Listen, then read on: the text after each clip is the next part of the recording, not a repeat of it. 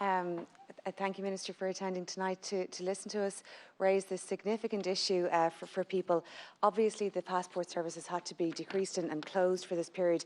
But what I want to ask you is about the contingency planning for when you reopen. There's obviously a very significant backlog of in excess of 80,000 applications. Some of those, we were getting queries at an early stage where people had genuinely life and death emergencies where they needed to access a passport for that. And thanks to the Passport Office for facilitating those. But you can see over time that the balance and the pressure on people through their human experience has been different, whether it's requiring a passport to open a bank account, whether it's requiring a passport to apply for or accept a college application place, for example. These more natural things as they've gone on have shown themselves. And so what we need to know is, what is the contingency planning for addressing this quickly? What are we going to do to make sure that we can address this backlog? Is it going to be longer hours, more working days? How are we going to make sure that we get the passports to people who need them in the coming months? The passport, when you don't have it, it's a bit like a security blanket. It's just one of those things that you just need to know is in a drawer for the day that something happens. You don't know why you need it, but you need it. Maybe you need to travel to see a relative. And I think that's really what I'm trying to articulate. People have understood that it's needed to be closed. They understand that, and thank you for confirming that the backlog will be addressed.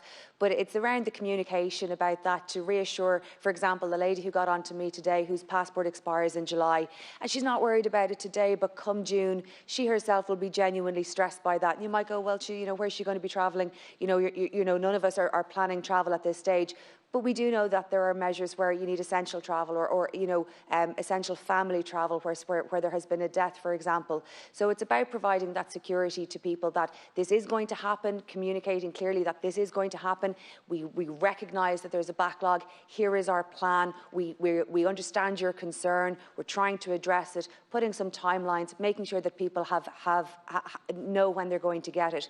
But I do want to thank the Passport Office for the exceptional work that they have done under pressurised conditions, because of course their staff have been taken to do the more urgent work for the state in response to COVID and in response to processing the pandemic unemployment payments. Thank you for being available for those emergency situations and for getting them resolved where we've had to bring them and where we've had to make ask them to consider various applications. But we're moving, we hope, into a new phase. Someday we will see international travel return, discretionary international travel rather than emergency international travel, and people like to have their passport in their back pocket. Completely understandably, it's a fundamental document of the state, it's a fundamental document of a person, and it's important to them that they get it back and can put it back in their drawer, up to date, ready for the day when they either need it or want it. Thank you, Minister. Thank you, Deputy.